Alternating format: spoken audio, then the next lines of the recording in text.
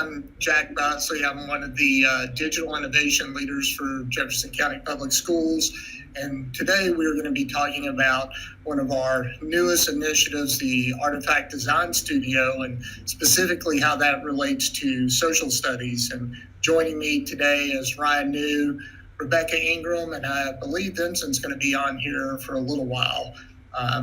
So Ryan and Rebecca and Vincent make up our social studies team for JCPS. Ryan, Rebecca, I don't know if you want to chime in and say anything else about your titles and what you do. Otherwise, we can get right into it. Ryan, I'm going to turn this back over to you, and let's figure out how we use clips for argumentation. All right, thanks, Jack. So my name is Ryan. I'm the instructional lead for social studies, and we're going to be looking at some of the new changes that are happening with social studies and how the Artifact Design Studio can help ease some of that burden, specifically around argumentation. So we have to remind ourselves the two major purposes of social studies is to create arguments and to take action, and that these are really embodied in the inquiry elements of the standards. So then let's take a look at what the standards say about inquiry. So here we have the four major pieces of the inquiry practice you see on the left of your screen: questioning, investigating, using evidence, and communicating conclusions. If you look at using evidence, you'll see that all valid claims must be based on logical evidence. In order for students to construct coherent arguments and explanations using their understanding of the social studies disciplines, they must understand how to substantiate those claims with evidence. This is something that's a pretty big change and shift for social studies, I think, for at least this district, but really our state too, of what it is that we're trying to prepare students to do. And this is universal. This means K through 12. That we're wanting students to create arguments. And so this presents some issues because teachers have not always been trained on how to do this, or there's not as much literature to some degree on some of this to move towards. So this is what we're trying to do to help out today. So for us to be able to break down inquiry, we're looking at specifically the instructional piece of this is questions, tasks, and sources. What is the question that we're trying to investigate? What is the task that we're hoping to do? And what are the sources that we're using to complete the task to answer the question? And we'll see an example of this in just a little bit with my son. When we break down these individual pieces of the standards, using questions, tasks, and sources as a way of doing this, we've got questioning involves really two different types of questions. One of them is compelling, which is both intellectually rigorous and student-friendly. But the real main reason of a compelling question to use those to help frame, for example, units, is that they are argumentative by nature. So there should never be a time where students are all converging around a single solid answer in social studies. That's just not how social studies works. But in order to get students ready for compelling questions, we break them down into supporting questions. These are much more specific to those four disciplines that students use to investigate the standards, namely civics, economics, geography, and history. It's so important to me because I love the framework of this, just to point out some of the discussions that we've had behind the scenes about how this type of framework connects to like real world historians and real world economists and social scientists. This is exactly how people in the field work. That's right, Jack. And what we're looking at is helping move students and teachers towards that disciplinary literacy, right? We're actually taking on the disciplines themselves of what they're responsible for. What does a historian do, right? They don't create necessarily dioramas. They look at questions, they look at evidence, they try to have discussions, and they communicate their conclusions as best they can. And so the compelling and supporting questions are ways that we're using to frame our investigations. When it comes to using evidence, what we have is this idea of using sources, right? Sources are any materials that can be studied or analyzed, right? Anything that has ever been is a source that can be looked at. And so, but sources by themselves are not evidence. As you can sort of see in our little equation down below, sources plus analysis by a student putting their bias, their perspective, their understanding into a source as it is being guided by a question helps them produce the evidence for that question. As an example of this, we could look at the Declaration of Independence. That's a source. We could use the Declaration of Independence as evidence for how the social compact theory was used by founding fathers. We could also use the Declaration of Independence as a way of how marginalized and oppressed groups use that document to call out, white hypocrisy over the years, right? So the source did not change, but the evidence of how we're investigating and looking at that source changes based upon the analysis and the question we have, which makes it into different types of evidence. Then we have this idea of communicating conclusions, that we're wanting to, now that we've investigated, we've done everything else, how do we show what we know? We can do this in two ways. The first, summative, the measure of the learning. This for us is the coup de grace of what we're trying to get out of social studies. An argument is a collection of claims supported by relevant evidence that answers a compelling question. To help, just as the compelling question is the goal, this helps answer a compelling question. And just as a compelling question needs supporting questions to help build students up to the compelling question, a summative task needs formative tasks so that students get used to that new skill and their learning moving towards that summative piece. So these formatives then are tools for learning. And these can be anything from discussions to even writing claims or doing explanations, whatever is necessary to help students build the skills needed to answer a summative performance task in the form of an argument.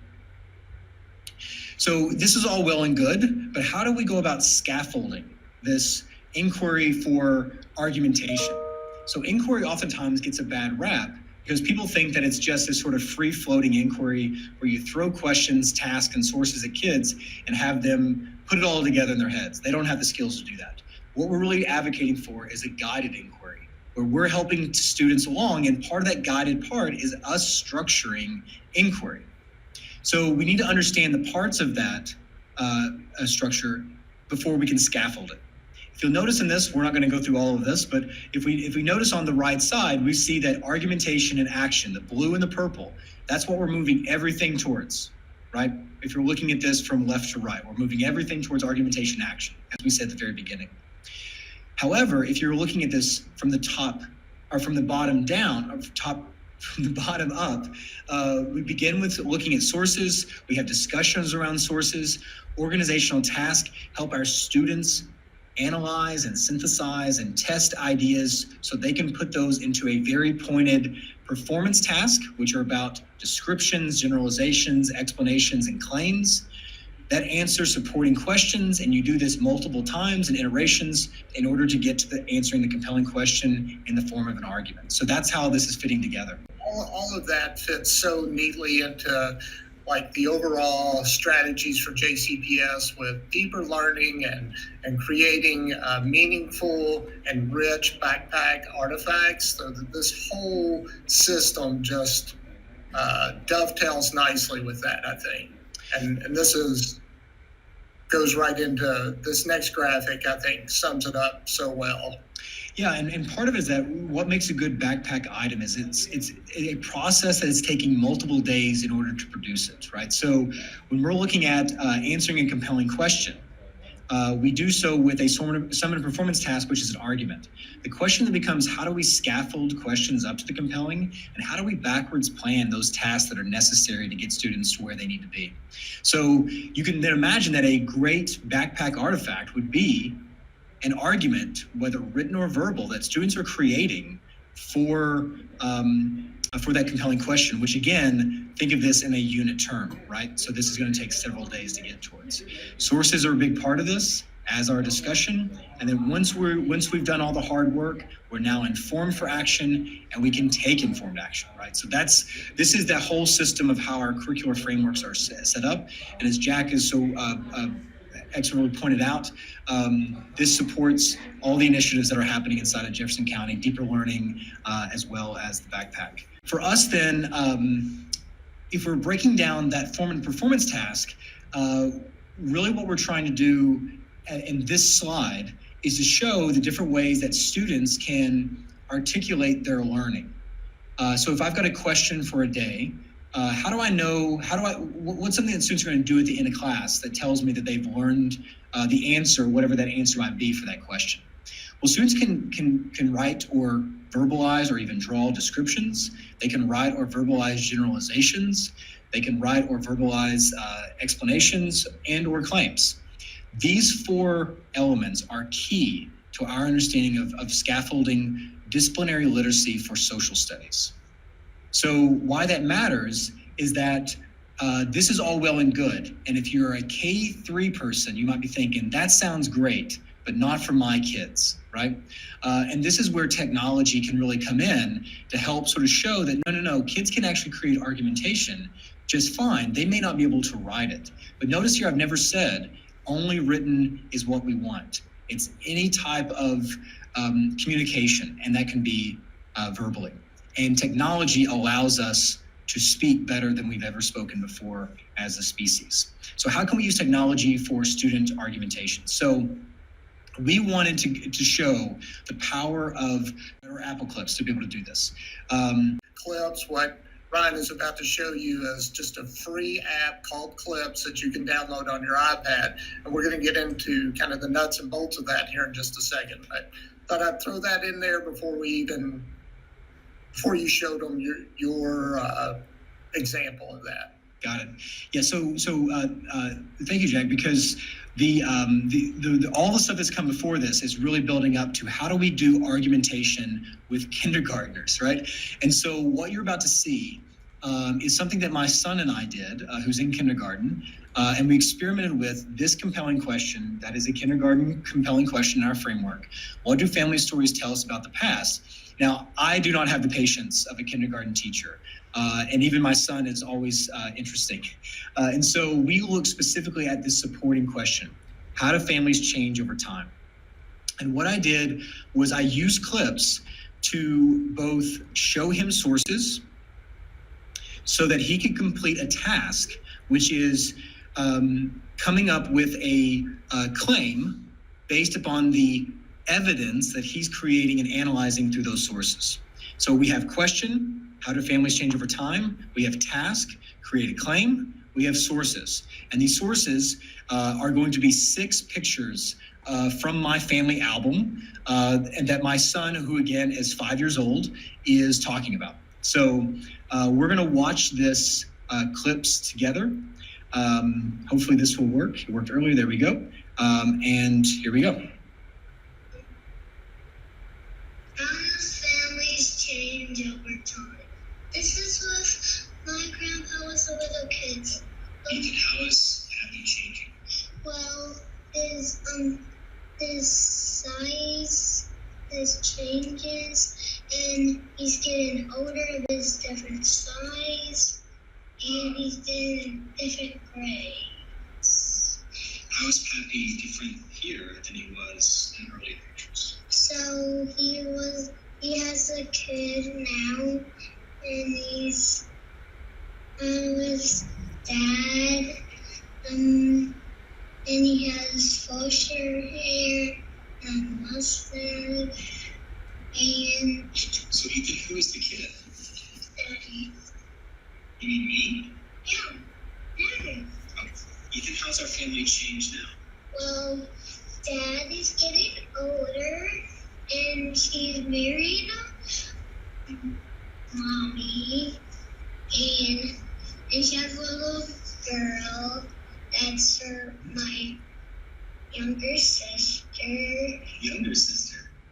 Yeah. You mean Older sister? Are you in this picture? No. So this is before you were. Yes. Okay. Ethan, what's changed in this picture? Well, I'm a baby, and in our family, it's got bigger. Ethan, what's changed here? Well, now Pia and me are getting bigger, and Happy is changing, and he passed away. So how does it change our family knowing that Happy passed away? So We have a small some small family, and we still love them. Okay. My question was, how do families change over time? So this is me and you. Based on the pictures we've seen, how have families changed over time? Well, that's me and Daddy. Daddy's older, and I'm a little bit older too. And I love my daddy. All right. So, other than being heartwarming and or heartwarming and overwhelming for me in this process, what you're seeing here is my son, who's a kindergartner, who's trying to tackle a question about how do families change over time. And when I showed this to some teachers, they're like, "My goodness, it looks like your kid's super smart," and that might be the case. I don't know. The word's still out on this, but because of clips, what you saw was it looked like everything was uniform. It looked like we had done everything together in that 2 minutes of that video, when in fact, each time that you saw a picture change, we had broken down and talked about some of those images before we came to the conclusions and put them together through clips. So the total time that we spent, my son and I, doing this was about 25 minutes for this 2-minute video. And what you saw at the very end was him basically making a claim that one of the ways that families change over time, right, is that they get older, which is a substantiated claim for a little kid who's 5 years old, right? That's one way that families can change, that people get older. Yeah, it's really, it is very heartwarming, and he is so cute, and it's so well done. And the fact that he does justify his answers and makes an argument through the clips. It's really good. Yeah, and we had a lot of fun with this, and it did not take that long for me. And Jack, you and I sat around with Rebecca and Vincent one day, and within about 15 minutes, we sort of had an understanding of how clips might work. And Jack's going to be able to walk you through that in just a second. I just want to say a few takeaways from using clips with my kid. One is that I'm not by trade a kindergarten teacher. And so the way I went about approaching this was more about how I would approach things for high school students, which obviously would not work. And so what we ended up doing is actually putting his claim at the very end of this. And so he was looking at each of these different sources. I was asking a few questions to keep him on task. He then was able to, at the very end, put all these together. But what you guys don't see is that after we put it all together, we went back and rewatched it. And he was able to put all of this together with his own words, right? So he didn't have to hold all of this in his head at one time because he's not there developmentally, but he is there. If you're able to break something down like clips allows you to do, then he was able to see his whole argument. He was able to talk more about it. He even went back and said, well, this picture is kind of like this picture, right?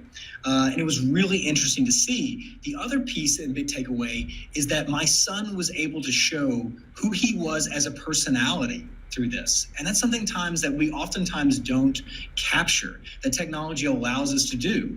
And so imagine him being able to give this as part of his defense. And you've got laughter in there, you've got sorrow in there, you've got him talking about his love for me, which I greatly appreciate.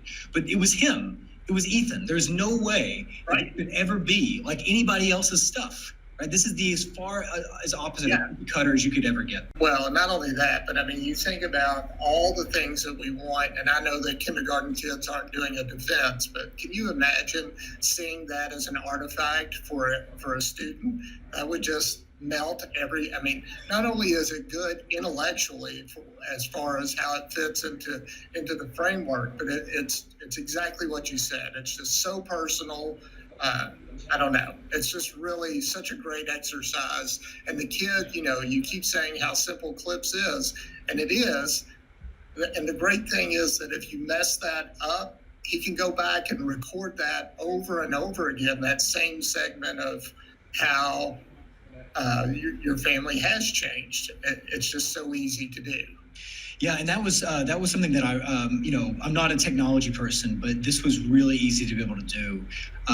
And I think that, Jack, this is getting us into where you are sort of explaining how this can be used by other teachers in our district. So if you want to use Clips, like I said, it's just an app that you can get on an iPad, and it can be pushed out through the mobile device management system to every iPad in your building. But really, obviously, that's step one is to get the app. But in addition to that, I would also encourage teachers to look on their iPads, their iBooks, and Apple has come up with a series of books or a series for teachers called Everyone Can Create. And on this screenshot, I'm showing that there's a book, a teacher guide #1, but there's an Everyone Can Create for video, music, photos, and drawings.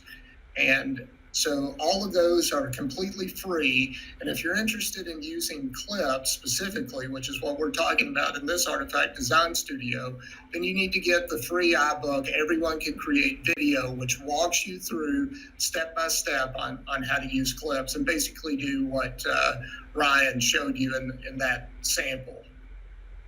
So let's go to the next one. When you get the app downloaded on your iPad, it's pretty basic.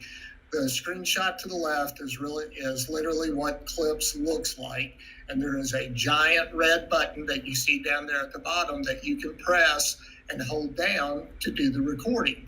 You see, I've got a couple other things that pointed out where you can flip the camera around where it's either sort of like selfie mode or front facing, whatever you need to actually record. Still up at the top where the camera is, there's a place that you can add music to this like miniature movie that you're making. And then down at the bottom, there's a library of like stickers and emojis. And what Ryan used was something called posters. And if you, on the right-hand side is what those posters look like. So Ryan, I think you guys used the poster that says, "How does it work?" And if you click on the next slide, I have a screenshot of that. So basically the kid you can download this poster, and then you can edit that so that you can put your either supporting question or compelling. You don't have to keep "How does it work?" You can click on that and just edit it. So you can put in the compelling question, "How do families change over time?" And then the student can just hold in the red button and start recording, or you can do what Ryan did, which was, and his son, and put in pictures from a family album or whatever that you have. So let's go to the next. And Jack, you can even do, I think you might be talking about it here. Yeah, you can even add video into it too, but it looks like you're going to talk about it here. So. Yep. Well, yeah, this is, I'm kind of just giving like the 5-minute version tutorial of Clips. Honestly, what and you're absolutely right, Ryan, you can. You really need to look at that Everyone Can Create Videos book. Again, it's free, and it's like 20 pages long or something like that, and it will walk you through each of the components. I was just kind of giving a high overview of how to use that app. So let's say that you have finished or the student has finished their clip video. Kind of down at the bottom right of the app, there's a little upload share button. And when you click on that, you have a couple different options of what you can do with the final product. You can save it into Google Drive, or there's another option that says save video. And when you do that, you get another set of options of what you can do with Clips, which is, again, it gives you the option again to save to Drive. This is kind of on the right-hand side. Or you can upload your clip directly to YouTube. In 5 minutes or less, that's how you use Clips. Now, the other thing that's coming from our department, just another added resource if you're interested in doing this. We have been working for the past several years on getting teachers Google certified. One of our newer initiatives that we're going to be pushing and suggesting to teachers is to become an Apple teacher and become Apple certified. So be looking for a launch with from our department, IT3, on that soon, but I'll give you a little preview of that. You can, once you get logged into the Apple Teacher Learning Center, there are, to become certified Apple teacher, you have to get badges both for the iPad or Mac or both. And you can also go into this other area that I have highlighted here, where you can get other classroom ideas, and clips is of course one of those items that you can look at. So this is just another great place for teachers to go to help learn more about using clips and the iPad in their classroom if you want to do other creation projects with your students. What's next for us is we're going to do a clips part 2. So look for that video soon. The idea is for Ryan, Rebecca, Vincent, and I. We're going to be contacting teachers soon, and we're going to be out there co-teaching with this argumentation piece and trying to get classroom teachers and kids to use clips to do what Ryan did. And then as like our second series in the Artifact Design Studio for Social Studies is that we're going to be highlighting a Google tool called Google Tour Creator. We're going to be showing you all how to create your own virtual reality tours. So I don't know if Ryan or Rebecca, if you all want to say anything about that or not. Yeah, we're excited about the opportunity for students to use these tools so that they can better explore their community and maybe consider historical and cultural, looking at change over time, or just events in themselves. Look at how citizens themselves have helped to change their communities and influence the things that we do and see. So we're excited to see what Google Tour is going to be able to allow our students to do.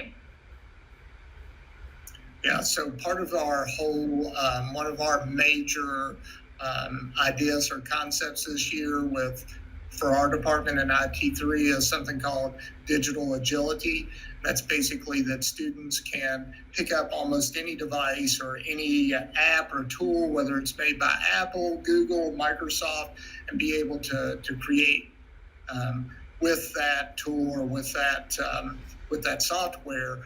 So for us specifically with Ryan, Rebecca, myself, we're trying to highlight Apple and then follow that up with Google to help keep with that digital agility plan. And Ryan or Rebecca, I'm going to let you all kind of wrap this up with the other resources that you want to point out to social studies teachers out there. Okay. Well, Jack, thank you so much for this opportunity to be able to work together to help students use technology to be a part of that agility, but also for us to be able to help students understand how they can share their arguments beyond, as Ryan said, beyond more than writing something, but that we have multiple ways that we communicate our conclusions and our arguments. So we want to recommend that you guys take a look at our video from last year. It helps to kind of break down an understanding of where we are with social studies and JCPS. Our instructional framework and our curriculum frameworks explains a little bit about the thinking and structure for that. That's helping to build towards this argumentation and action that we're helping support growth for our students. Also, we have created a Padlet that's serving as our makeshift website for now about information and resources for scaffolding arguments and other information that can help with planning instruction for doing so at the bit.ly/JCPS Social Studies. So click on that link or put the bit.ly in, and it is case sensitive, and you can check out all of our resources. Thanks so much, Rebecca and Ryan. Before I leave out of here, I just want to say that if you're interested in that video from last year, it's on the YouTube channel for the district, jcpsdigitallearning.com. So again, Rebecca, Ryan, and Vincent, I appreciate your time and your help with this project. It's really going to be beneficial for our teachers and our students in JCPS. Couldn't agree more, Jack. Thank you, Jack.